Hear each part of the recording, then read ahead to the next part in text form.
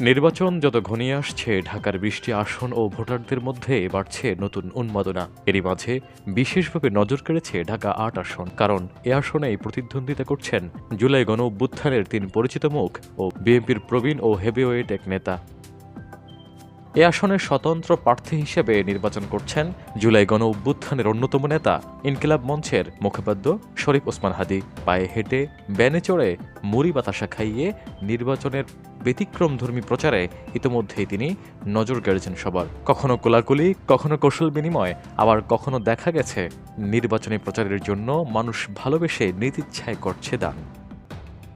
এদিকে জামায়াতে ইসলামীর পক্ষ থেকে অন্য কেউ প্রথমে নির্বাচন করার কথা থাকলেও ছাত্র জনতার পছন্দের মানুষ জুলাই গণঅভ্যুত্থানের অন্যতম নেতা ও ডাকসু ভিপি সাদিক কাইয়ুমকেই এ আসনে নির্বাচন করার জন্য চূড়ান্ত করেছে জামায়াতে ইসলাম।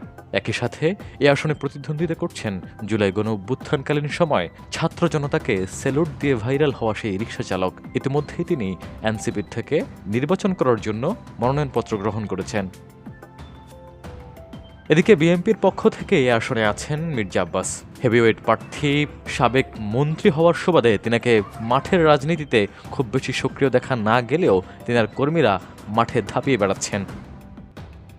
ঢাকার ২০টি আসনের মধ্যে সবচাইতে গুরুত্বপূর্ণ আসন হচ্ছে ঢাকা-৮ আসন। এবার দেখার বিষয় কার হাতে এ আসনের দায়িত্ব যায়। নির্বাচনী প্রচার প্রসার ও জনপ্রিয়তার দিক থেকে অনেকে এগিয়ে থাকলেও চূড়ান্ত ফলাফল নির্বাচন পরবর্তী সময়ে বলা যাবে।